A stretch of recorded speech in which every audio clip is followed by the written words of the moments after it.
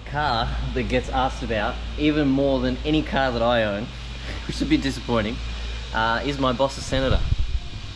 This vehicle here. So, if I'm very red, it's because it's super hot here and I got sunburned the other day. I get asked about this car all the time. Seems people really love the VP Senator. So today I'm going to do a few things on it. I'm going to put the interior back in, hopefully. See what else we can do from there. We've also got another new toy above it.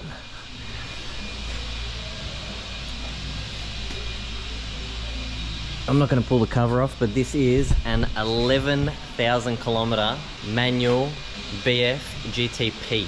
11,000 Ks. A suit like brand new underneath. Also, while we're on the topic, if anyone is interested in the Senator, this car will be going up for sale soon. There is some other videos on this car if you want to check it out. It's not going to be cheap. These cars are not cheap at the moment, so hit me up if you're interested in this car and you actually have money. But this is where it's at the moment. I've got a new parcel shelf for it because this one's all chopped up for 6x9, so this has the factory speakers and everything in it. It's the right colour, etc, etc. I'm going to put all this stuff back in. Hopefully we can put the seats back in, and interior should be back to better than it was before. And as you can see, it has been sitting for a very long time since the last video. Pretty much that's the last time it moved, the last time I filmed it.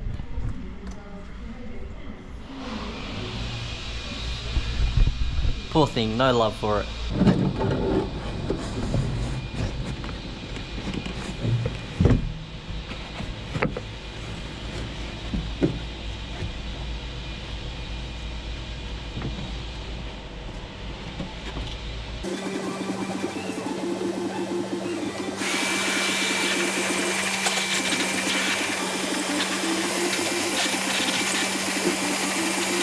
So here you can see the difference in the two parcel shelves. The colour and stuff's right. As you can see, this one's demolished from having some 6x9s in the back. So these are the factory speaker grills. Only difference is the Senator, I'm assuming, was a brake light here in the back window, and I believe this one is VP Calais, so they had a brake light in the back window. It's the only difference, so you just got to take whatever you can get at the time, because these are not easy to find, these parcel shelves.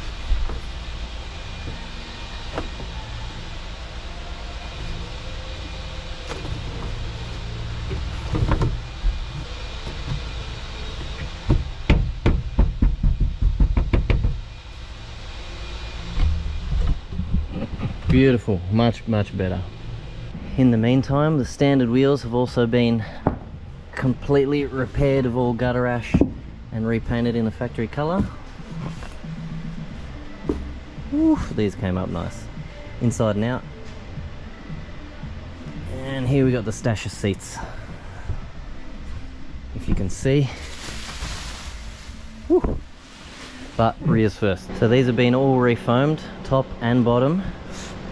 So that material's real nice and tight around the foam now, as the foam had all given way. It was all saggy like all sort of early Commodores do. Wait till you see the front seats. They came out amazing because they have the really high bolsters on the Devonish seats. So the foam in those was completely gone, but wait till I bring those down and I'll show you those.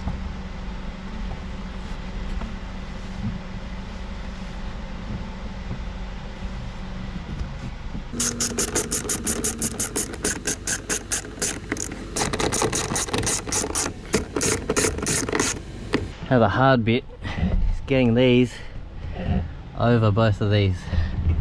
Massive pain in the ass.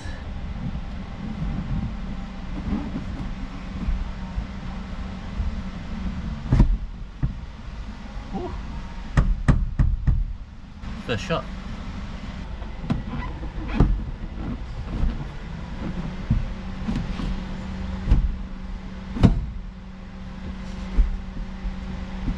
Beautiful.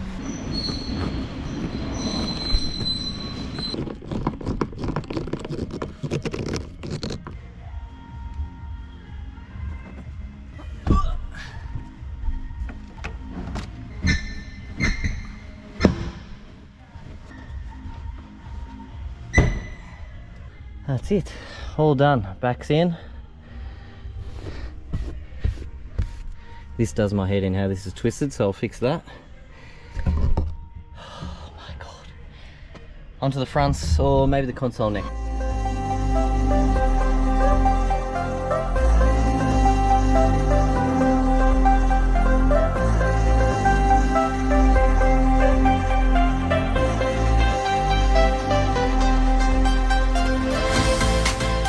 That's about as good as I can get it. This is all really hard because this is all HSV specific, all this stuff. And 99% sure this was a factory order, so someone's done all this. This was all broken. And all this panel covers all in here, so finding replacement stuff for this is near on impossible, being HSV specific. Finding it in the first place, and if someone has it, they never want to sell it. So just got to make do with what we got here, but that's all right. Now, if you go back to the previous videos of the Senator, you would have seen these bolsters were pretty much non-existent. So these have all been rebuilt, the original material put back over the top. This has come up super good. This was really destroyed before. Oh my god, these are heavy. So I've been carrying, I had to carry this one down from upstairs there. I think I got a better solution.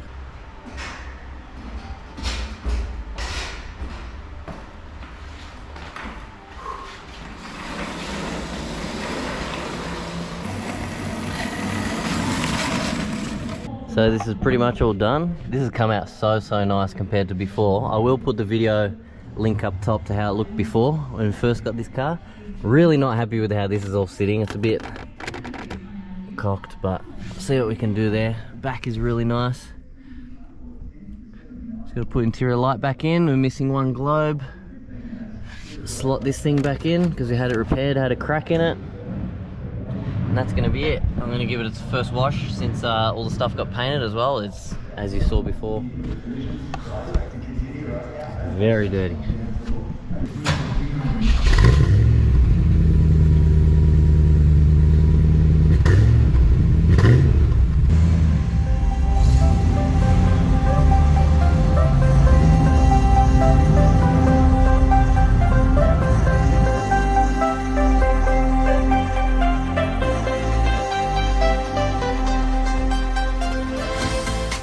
Paint is really good on this car after it's been cut and polished. I don't know if you guys remember, I got spoiler painted, rear bar painted, bonnet and front bar painted. That's going to be it. I reckon put this surround back in, stock wheels are going to go back on with some brand new tyres. Oh, and it now has a factory correct Eurovox in it, because it had some ugly aftermarket head unit in it. So hope you guys enjoyed the Senator update. I do get asked about this car a lot. Not sure if there'll be another update. It might be sold, but we'll see in the future. And because I know people are going to ask about that red VF in the background, this car is currently for sale if anyone's interested. So 13 VF SSV Redline, so all the Redline stuff. Heads up display, dead cow on the seats, hole in the roof, 20-inch wheels, Brembos, and a really nice car, 116 Ks. So if anyone is interested in this car, let me know. Lowered exhaust, sounds really good, goes really good. Let me know.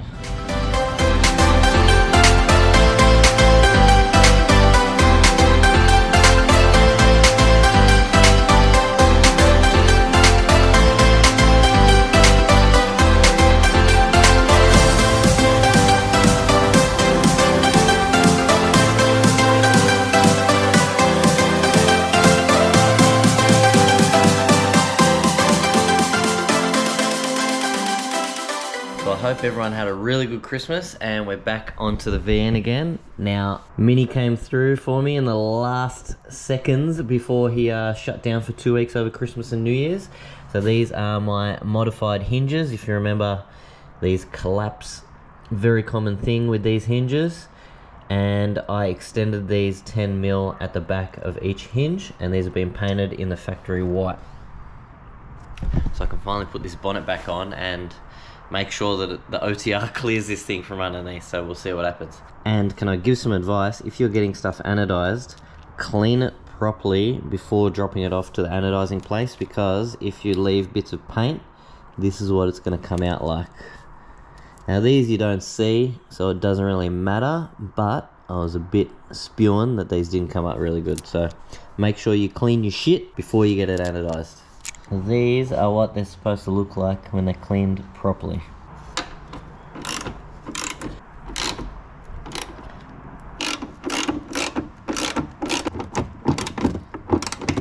Another thing that just came in time before my work shut down is 8 genuine coils. So if you remember, I went back to LS1 coils from the LS2 coils as everything was hitting the fittings that I had for my catch can. And I did borrow some coils, but that was only 4. So I had to buy my own, so I thought why not just buy brand new genuine ones, and managed to find a company that still had a set in stock and weren't ridiculously priced like Holden was. Holden was like $150 or something each coil, which is a bit crazy. I was never going to pay that in a million years. So now I can chuck all 8 brand new coils onto this thing, and that is done and dusted. They never have to come off again.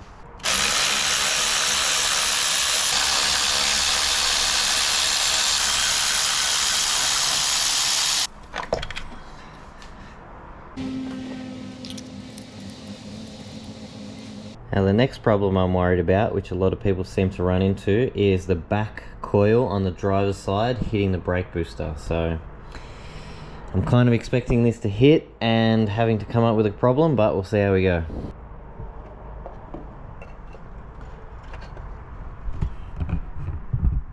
Oof. Alright, we have a couple of millimeters room, so thank God for that. All done and dusted, all 8 brand new coils. It actually looks a lot better just because they're brand new, really. Super happy with that. And while we're talking about looks, if you're into the vans and stuff, I'm sure you've seen that the place Street Auto in Melbourne, which I'll put up here somewhere, has come out with reproduction 5-litre VN hubcaps. They're pretty decently priced, $550, which I think is fair for something that's so hard to find, and like used ones cracked or a set of just 3, I've seen upwards of like $1,000+. So $550 brand new for a set of 4 is, I reckon, very reasonable. But what do people think? Should I get a set for the van? I really love the look of those hubcaps. I really do. The only bad thing is, sort of, once you put them on, they're obviously going to scratch the shit out of your wheels. So you can't really put them on, and if you don't like them, take them back off. You're going to have to strip the wheels, repaint them again. So I don't know, I'm 50-50 on whether to get a set and have this thing rolling around on hubcaps. Not sure yet. Let me know what you think in the comments. And has anyone actually bought a set yet, and how good is the quality of them? I would really like to know. Finally, after 7 months, I can get this thing out and wash it. 7 months between washes is ridiculous. It's not very dirty actually, just very dusty. So this is going to be super satisfying, finally giving this car a wash. The coils do work. I drove it out here, all 8 cylinders firing, so that's a good thing. Let's get on to washing the car.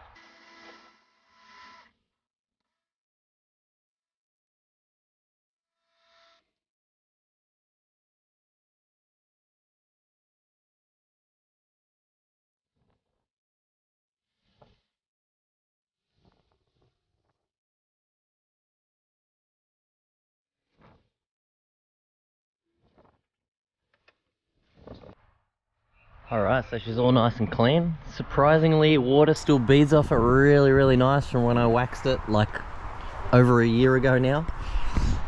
So I'm going to quickly take it around the block, because I actually have not driven this car. So what you saw in the last VM video of me just going up and down the driveway at my mate's factory, that is it, on and off the tow truck. Hasn't travelled more than 20 meters. So I'm going to take it for a quick drive around the block, see what is making noises and stuff like that, because we've done a lot to this car. Obviously just going around the block because, for obvious reasons, I don't want to go too far. But this is first drive of the VN. I'm super pumped.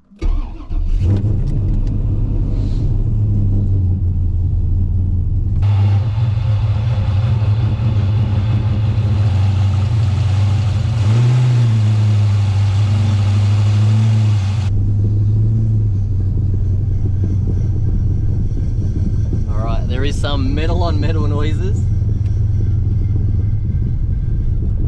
That sound brake related. That's it, about 200 meters down the road.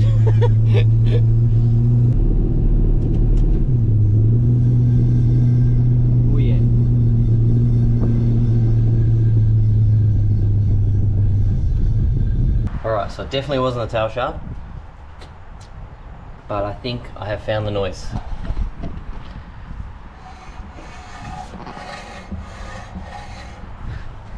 Hopefully you can hear it.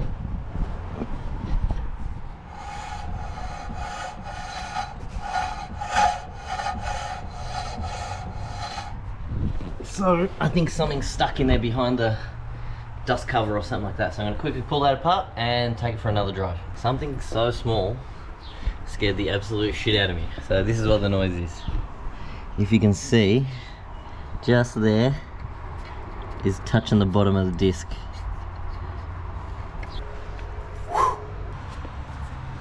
That's better. Alright, attempt number 2. Really the only reason I want to take this around the block is because I want to see if I can get over the speed bumps that are in my area with these new headers, because I couldn't before. Alright, doesn't scrape. Alright, another problem. So I'm in first at the moment. I don't think it shifts to second.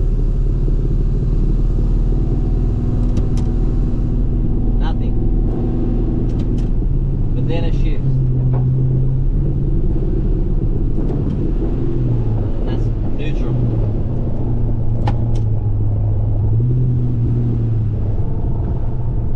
Alright, another problem to address. We've got 2 gears.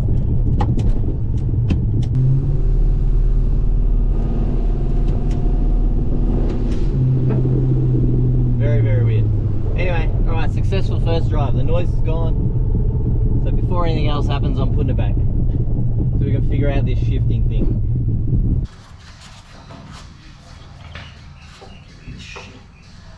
Oh shit. Where's the bolt? Wait. Oh.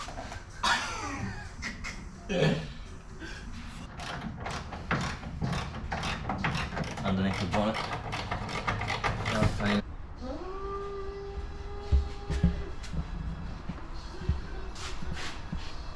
Fuck, it looks way better with the bonnet on. So now the whole thing's clean, you know what I mean? It's clean, bro. Alright, let's go for a drive. Is there somewhere underneath? So Marcus broke the fucking bonnet cable. I didn't break it, you fucking broke it. With his red hot fucking feet. Hey! You broke it. So put another litre of ATF in it, and hoping that was the shifting problem. I fucking hope so. So Marcus has rigged up the cable to come down here. I can't even find it. So you pull it by hand to pop the bonnet before I get another cable. It's gonna be the end of this one, guys. I'm not gonna delve into the auto yet because we leave for Summernats tomorrow, so I don't want to start pulling stuff apart, forget what I've done by the time I get back, because we're gone for a week in Canberra. So hopefully I'll see a few of you guys at Summernats. By the time you see this video, we'll already be there. So bonnet's on, looks great, looks so amazing under the bonnet. Broke the cable, so I need to get a cable. And in the meantime, any thoughts on why this trans won't take off in first? That's what we've got it down to. So it's actually starting in second, and when you shift to second, it's already there. So it's 100% not the shifter. We double checked that. And I'm not sure if you can notice in the videos, but when the car is cold, it'll start in first, shift second, shift third. But about 30 seconds later, as soon as it gets some heat in it, no first gear. So try to figure that one out. And it's definitely not fluid either. Checked it multiple times. Has enough fluid, has plenty fluid in it. So I'm not sure what the go is. Hopefully there's some guys in the comments that can pinpoint the problem. Because I also don't want to be the ball breaker to the transmission place, because they're closed at the moment, so I'm not going to bust his balls. And yeah, as I said, we're going away anyway, so it's not like I can delve into it yet. So it's got me stumped because pretty much I know nothing about autos. So lay it on in the comments to see what you guys think the problem is going to be, and we'll figure it out when we get back. See you guys at Summernats.